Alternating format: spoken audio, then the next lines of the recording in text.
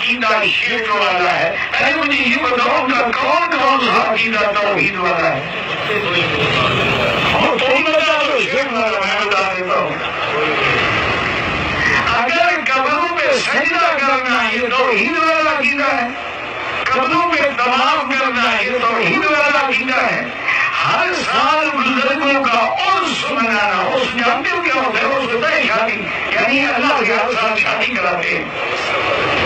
اسی لیے بزرگ فوت ہو جائیں یہ نہیں کہتے کہ ہمارے یہ کہتے کہ مثال فرما کے ہوتا اللہ سے کوئی ہے میں کہتے سال میں بہت ہوگا۔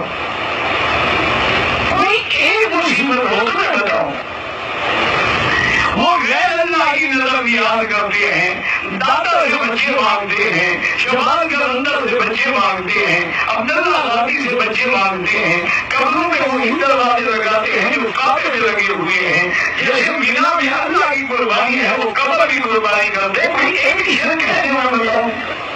محتشم حضرات، میں اکثر کہتا رہتا ہوں کہ جب کچھ لوگ دلیل کے میدان میں اہل سنت و جماعت کا مقابلہ نہیں کر سکتے تو الزام تراشیوں پہ اتر آتے ہیں، جھوٹ باندھنا شروع کر دیتے ہیں۔ اس کی زندہ جاوید مثال آپ کے سامنے موجود ہے۔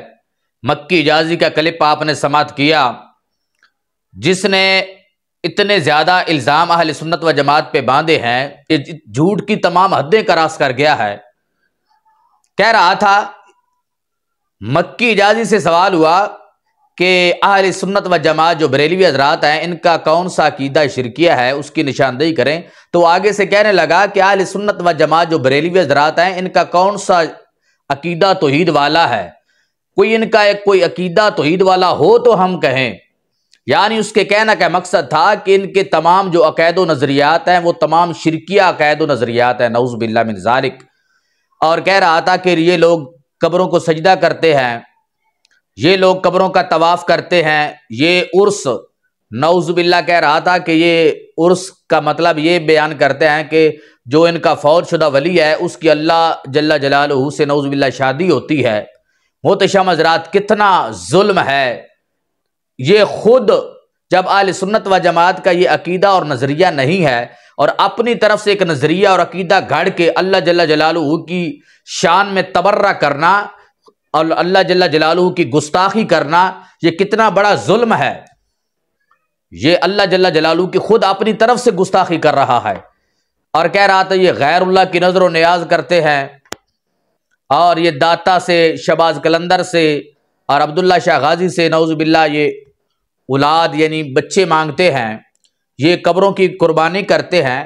محتشم حضرات، اگر یہ اعلیٰ حضرت عظیم البرکت کشت عشق رسالت امام احمد رضا خان فاضل بریلی رحمہ اللہ کا فتاوی رضویہ پڑھ لیتا تو کبھی بھی اہل سنت و جماعت پہ یہ الزام تراشی نہ کرتا۔ یہ میرے ہاتھ میں ہے فتاوی رضویہ کی جلد نمبر 9 ہے۔ اعلیٰ حضرت عظیم البرکت رحمۃ اللہ علیہ نے فتاوی رضویہ میں مزار شریف پر حاضری دینے کا طریقہ جو ذکر کیا ہے، فتاوی رضویہ کا صفحہ نمبر 522 ہے۔ اعلیٰ حضرت عظیم البرکت رحمۃ اللہ علیہ فرماتے ہیں کہ مزارات شریفہ پر حاضر ہونے میں پائنتی کی طرف سے جائے، یعنی پاؤں کی طرف سے آئے اور کم از کم 4 ہاتھ کے فاصلہ پر مواجہ میں کھڑا ہو۔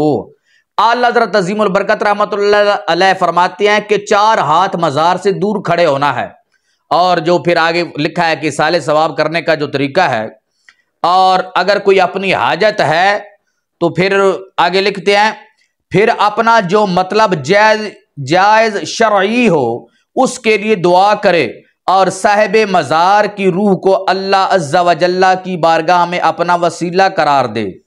فرمایا اس صاحب مزار کو اللہ کی بارگاہ میں وسیلہ بنانا ہے، دعا اللہ سے کرنی ہے، صاحب مزار کو وسیلہ بنانا ہے، دعا اللہ سے کرنی ہے، حاجت اللہ سے مانگنی ہے، بیٹا مانگنا ہے تو اللہ سے مانگنا ہے، آگے رزق مانگنا ہے تو اللہ سے مانگنا ہے۔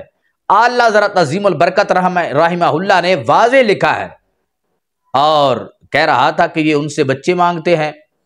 اور اعلیٰ حضرت عظیم البرکت رحمہ اللہ نے آگے لکھا کہ مزار کو نہ ہاتھ لگائے، نہ بوسہ دے، اور طواف بالاتفاق ناجائز ہے اور سجدہ حرام ہے۔ نعوذ باللہ الزام تراشیاں کر رہا تھا کہ یہ لوگ سجدہ کرتے ہیں، اعلیٰ حضرت فرماتے 4 ہاتھ دور کھڑا ہونا ہے اور قبر کو ہاتھ بھی نہیں لگانا، اور طواف کے بارے میں لکھا کہ یہ ناجائز ہے، اور آگے لکھا ہے سجدہ حرام ہے۔ محتشم حضرات، اہل سنت و جماعت کا اتنا سچا کھرا عقیدہ اور نظریہ ہے، اور ایسے الزام تراشیاں کر کے جب یہ دلیل کے میدان میں سنی کا مقابلہ نہیں کر سکتے تو پھر اپنی طرف سے ان کے نظریات اور عقائد گھڑ کے ان کی طرف منسوب کر کے لوگوں کو گمراہ کرنے کی کوشش کی جاتی ہے۔ محتشم حضرات، یہ نظر و نیاز کے حوالہ سے یہ دیوبند حضرات کی کتاب ہے امداد المشتاق الی اشرف الاخلاق، اشرف علی تھانوی کی کتاب ہے۔ اس میں محتشم حضرات نظر و نیاز کے بارے میں اس نے لکھا کہ نیاز کے 2 معنی ہے، ایک عجز و بندگی اور وہ سوائے خدا کے دوسرے کے واسطے نہیں ہے بلکہ ناجائز اور شرک ہے، اور دوسرا خدا کی نظر اور ثواب خدا کے بندوں کو پہنچانا یہ جائز ہے، لوگ انکار کرتے ہیں، اس میں کیا خرابی ہے؟ محتشم حضرات، یہ تمہارے بڑوں نے لکھا ہے کہ یہ نظر و نیاز والی سنت و جماعت کا طریقہ ہے، عبادت خدا کی ہوتی ہے، جو اجر و ثواب ملتا ہے وہ فوت شدہ کو پہنچایا جاتا ہے، اس میں کون سی خرابی ہے؟ لکھا ہے کہ لوگ انکار کرتے ہیں۔